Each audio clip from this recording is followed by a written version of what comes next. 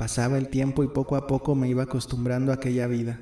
Las escenas que diariamente se desarrollaban ante mis ojos no me afligían tanto. En una palabra, el presidio, sus moradores y sus costumbres me dejaban indiferente. Amoldarse a esta vida era imposible, pero yo la aceptaba como un hecho inevitable. Había arrinconado en lo más profundo de mi conciencia las inquietudes que me turbaban. No vagaba ya como extraviado en el recinto del penal ni me dejaba dominar por la angustia. Habíase atenuado la salvaje curiosidad de los reclusos que no me miraban ya con la descarada insolencia del principio. Yo era para ellos un ser insignificante, de lo cual me alegraba muchísimo. Paseaba por mi cuadra como por mi propia casa. Encontraba fácilmente mi sitio a ojos cerrados o durante la noche y habituéme a cosas que hasta el pensarlas me hubiera parecido imposible. Todas las semanas invariablemente me hacía rasurar la cabeza.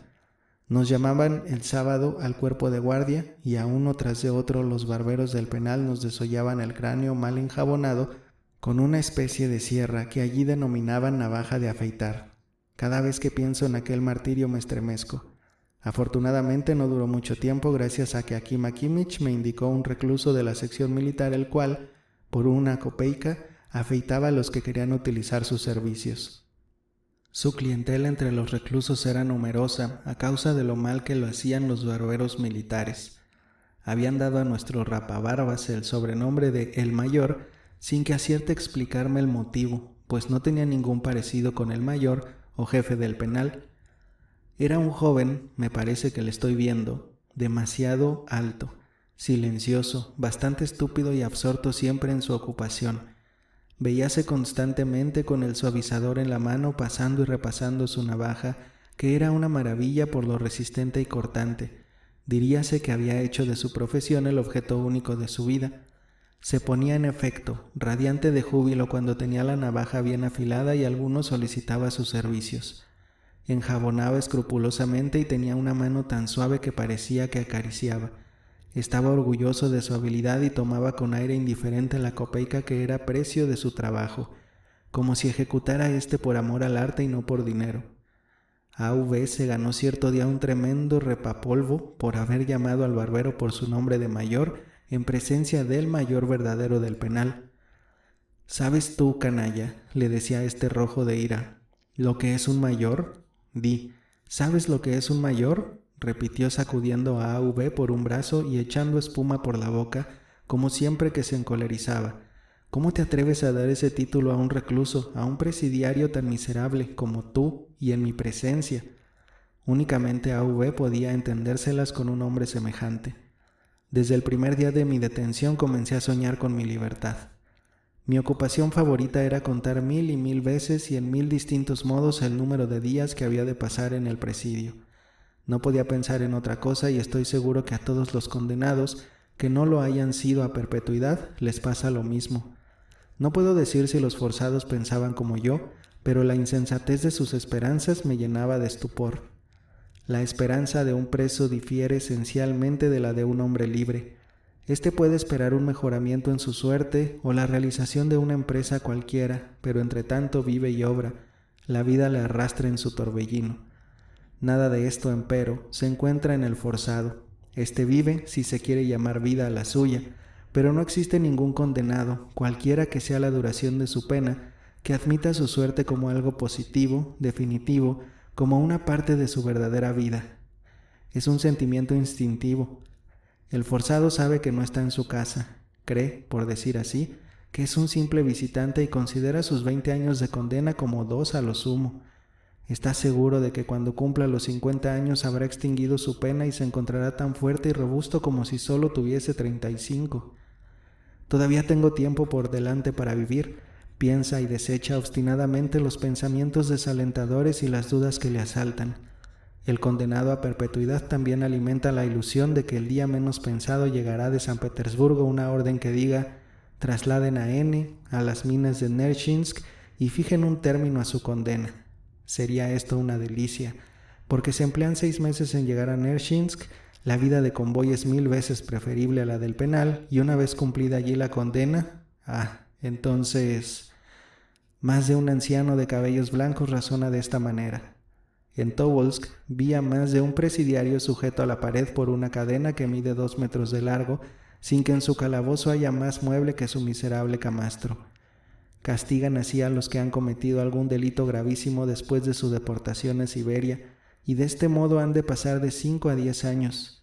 Ordinariamente son bandidos. Uno solo de ellos tenía el aspecto de un hombre educado. Había sido funcionario público y hablaba con acento melifluo, como arrastrando las palabras. Su sonrisa era empalagosa fuerza de dulzura. Este me dejó examinar su cadena y me enseñó la manera de acostarse con menos incomodidad, aunque de todos modos resultaba una cosa horrorosa. Todos estos desgraciados guardan una conducta irreprensible y aunque simulan que están satisfechos o resignados con su suerte, arden en deseos de que termine cuanto antes el tiempo de su condena, para abandonar su calabozo de bajo techo en el que el aire es pesadísimo, sofocante, y respirar en el patio del presidio, y respirar en ellos equivale a la libertad. No les dejarán salir jamás del patio porque los condenados a su pena han de morir en el presidio sin traspasar nunca sus umbrales. Sin embargo, ansían que llegue el momento de abandonar su calabozo, pues sin este deseo, ¿cómo sería posible estar encadenados 5 o más años a una pared sin morir o volverse locos? Pronto comprendí que únicamente el trabajo podía salvarme y fortalecer mi salud y mi cuerpo, mientras la inquietud moral incesante, la exacerbación nerviosa y la atmósfera mefítica de la sala del penal me hubieran matado irremisiblemente. El aire libre, el trabajo cotidiano y la costumbre de acarrear grandes pesos tenían que vigorizarme necesariamente y gracias a esto saldría, una vez extinguida mi condena, fuerte, robusto, rebosante de vida. No me engañé, el trabajo y el movimiento me fueron beneficiosos en extremo. Veía con espanto a uno de mis camaradas, un exnoble, consumirse como una vela, y no obstante había ingresado al mismo tiempo que yo en el penal, joven, varonilmente hermoso, fresco y robusto. Cuando recobró la libertad estaba horriblemente avejentado, las piernas se negaban a sostenerlo, el asma le oprimía el pecho. No, decíame a mí mismo, contemplándole, yo quiero vivir y viviré.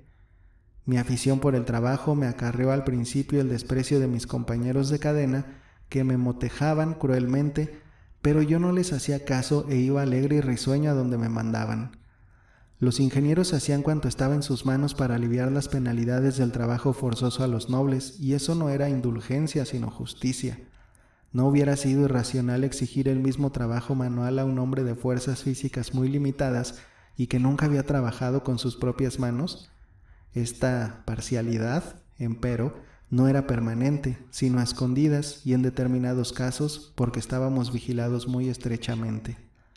Como los trabajos penosos eran frecuentes, sucedía a veces que la tarea era superior a nuestras fuerzas, y entonces sufríamos el doble que nuestros compañeros. Para hacer la cal se enviaban, ordinariamente, 3 o 4 hombres, débiles o ancianos, a los que se agregaba un obrero verdadero, diestro en el oficio. Durante varios años siempre fue el mismo, Almazov. Era este severo, ya de edad avanzada, de bronceada tez, delgado, poco comunicativo y descontentizado. Almazov nos detestaba cordialmente, pero, como no tenía nada de expansivo, no se tomaba siquiera la molestia de insultarnos. El cobertizo bajo el que calcinábamos, el alabastro, estaba levantado en el margen empinado y desierto del río. En invierno, era un día brumoso, el panorama que a la orilla opuesta se ofrecía a nuestra vista era triste, oprimía el corazón, pero más triste era aún cuando brillaba el sol sobre aquella llanura blanca, infinita. Se sentían vivísimos deseos de volar lejos, muy lejos de aquella estepa que comenzaba en la otra orilla y se extendía por más de 1500 verstas al sur, monótona y compacta como una inmensa sábana. Almazov se ponía a trabajar silencioso y ceñudo. Nos avergonzábamos de no poder ayudarle eficazmente, pero él continuaba impasible su trabajo sin reclamar nunca nuestra ayuda, como si quisiera hacer pesar sobre nosotros su superioridad y hacernos comprender que éramos seres completamente inútiles. Este trabajo consistía en calentar el horno para calcinar el alabastro que nosotros íbamos amontonando. Al día siguiente, cuando el alabastro estaba enteramente calcinado, cada cual tomaba una pesada machaca y llenábamos las cajas hechas a propósito del alabastro que íbamos triturando. El trabajo, por lo tanto, resultaba agradable. Como el alabastro era frágil, quedaba fácilmente reducido a un polvo blanco y brillante, y blandíamos los pesados martillos atestando golpes formidables que nos asombraban a nosotros mismos. Cuando estábamos cansados nos sentíamos más ligeros, teníamos encendidas las mejillas, la sangre corría más rápidamente por nuestras venas. Almasov nos miraba entonces con condescendencia, como hubiera mirado a unos muchachos, y fumaba su pipa con aire de indulgencia, pero sin dejar de barbotar cada vez que abría la boca. Por lo demás, lo mismo hacía con todos, y creo que en el fondo era un buen hombre. Se nos daba también otro trabajo, que consistía en poner en movimiento la rueda del torno. Esta rueda era alta y pesada y nos costaba esfuerzos inauditos hacerle dar vueltas, especialmente cuando el operario, trabajábamos en los talleres, tenía que hacer la baranda de una escalera o el pie de una gran mesa, porque entonces se necesitaban gruesos troncos de árboles, y como uno solo no hubiera sido bastante, nos enviaban a dos, B, uno de los exnobles y yo. Este trabajo nos lo reservaban ordinariamente y duraba largo tiempo, pues el torno paraba muy raras veces. B era débil, vanidoso, joven aún y sufría del pecho. Había ingresado en el penal un año antes que yo, con otros 2 compañeros, nobles también. Uno de estos últimos, anciano, rezaba constantemente, noche y día. Los reclusos le respetaban por esto, y murió en el presidio durante mi prisión. El otro, que era muy joven, fresco y rubicundo, fuerte y animoso, había llevado a cuestas, por más de 700 verstas, a su compañero B, porque éste caía extenuado a mitad de la etapa.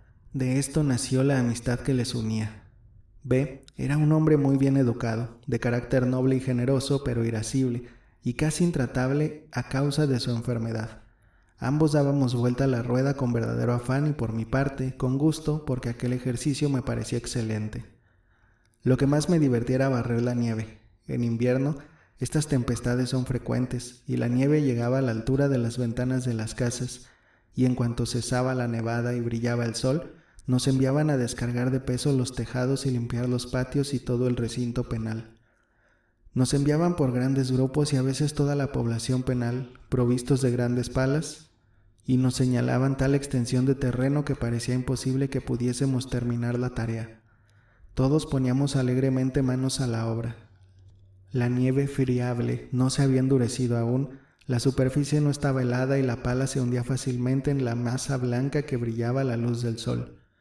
El aire frío del invierno y el movimiento nos animaban, el regocijo era general, por todas partes se oían risas y graciosas ocurrencias. Se arrojaban puñados de nieve a la cabeza, excitando la indignación de las personas graves, enemigas de la risa y del buen humor, y así, la alegría terminaba casi siempre en altercados y las bromas se trocaban en insolencias. Poco a poco se fue ensanchando el círculo de mis relaciones, aunque yo nada hacía por mi parte para hacerme de amigos, pues me mantuve siempre reacio y desconfiado. El primero que procuró acercarse a mí fue el recluso Petrov, que vino a visitarme. Sí, a visitarme, porque Petrov pertenecía a la sección especial y su pabellón estaba situado bastante separado del mío.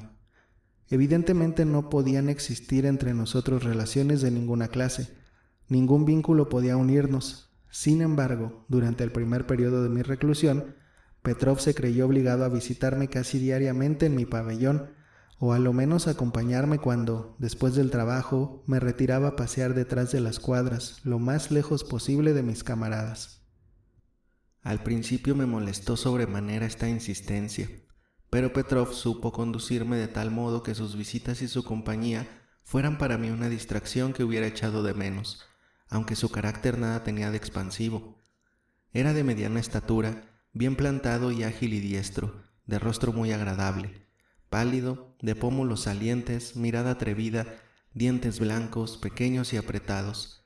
Llevaba siempre una punta de cigarro entre las encías y el labio inferior. Son muchos los penados que tienen la costumbre de masticar el tabaco. Petrov parecía más joven de lo que era en realidad, pues no representaba más de 30 años y había cumplido ya los 40. Me hablaba con desenvoltura mirándome como a un igual suyo, pero siempre fue cortés y educado conmigo y no me dio motivos de queja. Si, por ejemplo, observaba que yo prefería en aquel momento la soledad, No prolongaba su visita más del tiempo necesario para dirigirme algunas frases, casi siempre de agradecimiento por la condescendencia con que le trataba, cosa que no hacía él con ningún otro recluso. Debo añadir que estas relaciones no cambiaron jamás, no solo durante el primer periodo de mi reclusión, sino en varios años aún, pero sin que llegasen a ser íntimas, a pesar de que Petrov me era muy adicto. No podía adivinar qué es lo que esperaba de mí ni por qué me visitaba todos los días. Alguna que otra vez me robó, pero siempre involuntariamente.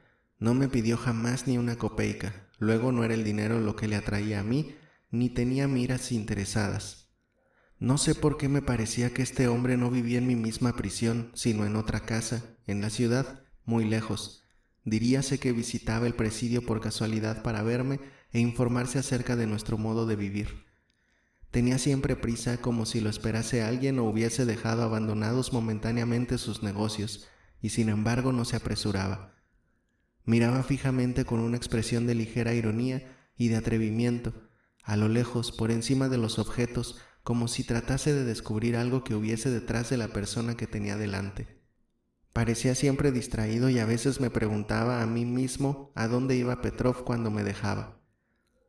¿Dónde le esperan con tanta impaciencia?, me decía para mi coleto. Volvía con paso rápido a su pabellón o a la cocina. Se sentaba cerca de los que hablaban, escuchaba atentamente e intervenía en su conversación, callando de pronto. Háblase o guardase silencio, se leía siempre en su rostro la preocupación por algún asunto que tuviese pendiente. Lo sorprendente era que no se dedicaba absolutamente a nada y que, una vez terminado su trabajo forzoso, permanecía en la mayor ociosidad. No sabía ningún oficio y no tenía casi nunca dinero, lo que no le apuraba poco ni mucho. ¿De qué me hablaba este sujeto? Su conversación no era menos rara que él mismo. Cuando me veía pasear solitario por detrás de las cuadras, daba media vuelta y se dirigía hacia mí a paso lento, y sin embargo parecíame que corría. «Buenos días», me decía. «Buenos días», le contestaba. «¿Le molesto?» «No. Quisiera preguntarle algo acerca de Napoleón. ¿Es pariente del que vino a Rusia en 1812? Petrov era hijo de militar y sabía leer y escribir. «Sí», le contesté. «Dicen que es presidente. ¿Qué es eso? ¿De qué es presidente?» Sus preguntas eran rápidas, vehementes, como si quisiera saber enseguida a qué atenerse. Le expliqué lo que significaba la presidencia de Napoleón y añadí que quizá llegaría a ser emperador. «¿Cómo es eso?», interrogó sorprendido. Se lo hice comprender lo mejor que me fue posible. Me escuchó atentamente, se dio por satisfecho y añadió, poniéndose una mano en la oreja: «Ah, quería preguntarle otra cosa. ¿Es verdad que existen monos que tienen manos en lugar de patas y son del tamaño del hombre?» «Sí». «¿Cómo están hechos?» Se los describí, contándole todo lo que sabía sobre el particular. «¿Dónde viven?» «En los países cálidos. Se encuentran en la isla de Sumatra». «En América, ¿verdad?», añadió Petrov. «Dicen que en aquellos países camina la gente con la cabeza hacia abajo». «No, hombre, usted se refiere a los antípodas», y le expliqué a la buena de Dios lo que eran América y los antípodas. Petrov me escuchó con sorprendente atención, como si fuese aquello lo único que deseaba saber en su vida. «Oh, el año pasado leí una historia de la marquesa de Lavalier. Arefiev tomó el libro de la biblioteca del mayor. ¿Es verdad o invención? La obra es de Dumas». «Es una historia inventada, una novela», le contesté. «Bueno, adiós, muchas gracias», y Petrov desapareció. De este género eran ordinariamente nuestras conversaciones. Pregunté algo acerca de este raro individuo y M. creyóse obligado a prevenirme en contra suya, pues según decía, era el más peligroso de todo el establecimiento. Ni el propio Gazin habíale producido una impresión tan espantosa como Petrov. «Es el más resuelto», me dijo, «el más temible de todos los presidiarios, capaz de los mayores crímenes si se le mete algo entre ceja y ceja. Le asesinará con la mayor tranquilidad y sin el menor escrúpulo, si tal es su voluntad. Yo creo que no está en su cabal juicio». Esta confidencia excitó mi curiosidad, pero M. no supo decirme en qué fundaba la opinión que tenía sobre Petrov. Cosa rara, durante varios años conversé diariamente con este sujeto que me era sinceramente adicto, y si bien se conducía siempre con la mayor cordura y nada vituperable hacía, Me convenció cada día más de que M tenía razón, que Petrov era el hombre más atrevido y más difícil de contener de todo el presidio. ¿Por qué? No sabría decirlo. Petrov era precisamente el forzado que intentó asesinar al jefe del penal un día que fue llamado a sufrir castigo de varas. Para él, injusto en aquella ocasión. En otro lugar he dicho cómo escapó con vida el jefe, gracias a que se retiró oportunamente antes de que comenzase la ejecución. Siendo soldado, su coronel le abofeteó durante las maniobras. Indudablemente, habíanle pegado antes en otras ocasiones, pero aquel día no estaba Petrov de humor para soportar semejante ofensa, y en pleno día, ante el batallón que estaba formado, degolló a su coronel. Claro está que estos estallidos de su ferocidad no se manifestaban sino cuando la naturaleza hablaba demasiado alto en él y no gustaba de provocar reyertas. Su único amigo era Sirotkin y solo le hablaba con intimidad cuando necesitaba de sus servicios. Un día, empero, le vi excitadísimo porque le habían ofendido rehusándole un objeto que a toda costa quería poseer. Disputaba acerca de esto con un forzado de elevada estatura y vigoroso como un atleta, llamado Vasily Antonov, y conocido por su carácter violento y pendenciero. Pertenecía a la categoría de condenados civiles y no tenía nada de cobarde. Gritaron durante largo rato, cambiando entre sí insultos y amenazas, y yo estaba segurísimo de que la pendencia terminaría yéndose a las manos ambos contendientes, pero tuvo un final inesperado. Petrov palideció intensamente y con los labios temblorosos y la respiración anhelante se levantó con los pies descalzos, porque así caminaba en verano. Se acercó a Antonov, devorándolo con miradas de fuego. Súbitamente cesó todo ruido y a los gritos sucedió un silencio tan completo que se hubiera oído el vuelo de una mosca. Antonov se puso vivamente en pie ante su adversario. No parecía ya un hombre sino una fiera. No quise ser testigo de aquella horrible escena y salí precipitadamente de la cuadra, persuadido de que antes de llegar a la puerta oiría el grito de angustia lanzado por la víctima que caería al suelo degollada, revolcándose en su propia sangre. Pero me engañé, afortunadamente. Antes de que Petrov hubiera podido venir a las manos con Antonov, éste le arrojó a los pies el objeto que dio lugar a la pendencia, un guiñapo, un trozo de forro. 2 minutos después, Antonov reanudó los insultos y las amenazas, un poco para tranquilizar su conciencia y un mucho para demostrar que no había tenido un miedo excesivo. Petrov, empero, despreció aquellos insultos sin tomarse siquiera la molestia de contestarlos. Había triunfado y lo demás le importaba un bledo. Estaba satisfecho con el andrajo que codiciaba. Un cuarto de hora después se paseaba por el pabellón como si nada hubiera ocurrido, buscando un grupo en que se hablase de algo que le pudiera distraer. Parecía que todo le interesaba y, sin embargo, permanecía indiferente a todo lo que oía, y vagaba con los brazos cruzados sobre el pecho por los corredores. Se le podía comparar con un operativo vigoroso, amantísimo del trabajo, pero que en aquel momento no tiene nada que hacer y espera jugando con los niños. No acertaba a comprender por qué se resignaba a permanecer en el penal sin intentar siquiera la evasión, pues estoy seguro que, de habérselo propuesto, hubiera conseguido fugarse. El razonamiento no ejerce ninguna influencia sobre personas como Petrov, sino cuando carecen de voluntad y nada desean. Pero si tienen algún capricho, no hay obstáculo que les haga retroceder. No hay duda de que hubiera hallado un medio hábil de evadirse, que hubiera engañado a cuanto se propusiera y capaz de permanecer una semana entera sin comer oculto en el bosque o en los cañaverales. Pero no se le había ocurrido aún esta idea. No descubrí en él ni raciocinio ni buen sentido. Estos individuos nacen con una idea que les dirige toda la vida a derecha o izquierda, y vagan de este modo hasta que tropiezan con un objeto que despierta violentamente sus deseos. Entonces nada hay que pueda contenerlos. Como todos los que tenían un oficio de ocupación determinada, Petrov ejercía el contrabando de aguardiente. Si era descubierto, se dejaba azotar pacientemente porque reconocía que habíase hecho merecedor de semejante castigo. De lo contrario, antes le hubieran matado que poder aplicarle un latigazo. Más de una vez me llenó de estupor al ver que me robaba a pesar del afecto que me tenía. Esto lo hacía por capricho. Así me robó la Biblia que yo le había entregado para que la llevase a mi sitio en el pabellón. La distancia era muy corta, pero a mitad del camino encontró un comprador. Le vendió mi libro y gastó enseguida en aguardiente su importe. Probablemente sentía en aquel momento un deseo vivísimo de echarse un trago, y cuando deseaba algo, forzoso era que lo consiguiese. Un individuo como Petrov es capaz de asesinar a un hombre por 25 kopeikas, únicamente con objeto de comprarse un cuarto de litro de aguardiente, y en otras ocasiones despreciaría centenares de miles de rublos. La misma tarde me confesó el hurto que había hecho, pero sin asomo de arrepentimiento ni confusión, como si se tratase de la cosa más natural del mundo. Quise reprenderle, como merecía, porque echaba muy de menos mi Biblia, y él me escuchó sin pestañear, conviniendo conmigo en que la Biblia era un libro precioso y utilísimo cuya pérdida era de sentir, por lo cual acompañábame en mi sentimiento.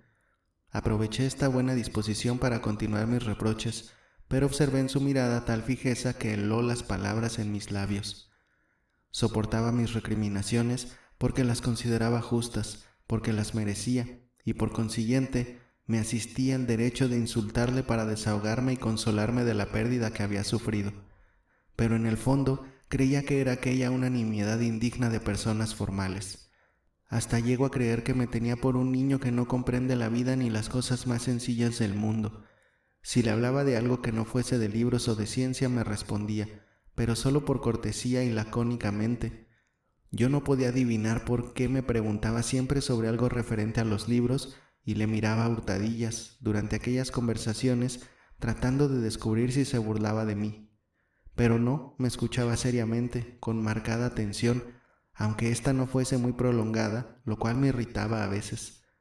Las preguntas que me hacía eran siempre claras y concisas, y no parecía desconcertarse por las respuestas que exigían.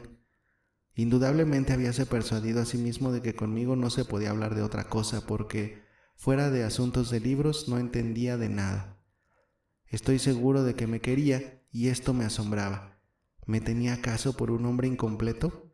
¿Sentía por mí esa compasión que suele experimentar el fuerte por los débiles? ¿Me tomaba por...? No lo sé. Aunque esta comparación no era óbice para que me robase, no hay duda de que me compadecía. Pobre hombre, pensaba, ciertamente, mientras se apoderaba de lo que me pertenecía, no sabe guardar lo que posee. Un día me dijo involuntariamente, «Es usted demasiado bueno y un inocente que inspira lástima. No se ofenda usted por mi franqueza», añadió tras una breve pausa. «Se lo digo sin mala intención. Se observa a veces en la existencia de las personas como Petrov que se producen y se manifiestan torbellinos y revoluciones, y entonces encuentran la actividad que les conviene. No son oradores, ni servirían para ser inductores y jefes de una revolución, pero sí el brazo que las ejecutara. Obran con sencillez, sin ruido, son los primeros en afrontar el peligro y vencer los obstáculos a pecho descubierto, sin vacilaciones ni temores, y todos le siguen ciegamente hasta el pie de la muralla en donde sucumben. No creo que Petrov haya acabado bien porque estaba destinado a un fin desastroso, y si aún no ha muerto violentamente, será porque no se ha presentado la ocasión oportuna. Sin embargo, quién sabe. Quizá llegara a edad avanzadísima y moriría tranquilamente, después de haber pasado por el mundo sin objeto alguno determinado. Indudablemente M. tenía razón. Petrov era el hombre más resuelto y temible de todo el penal.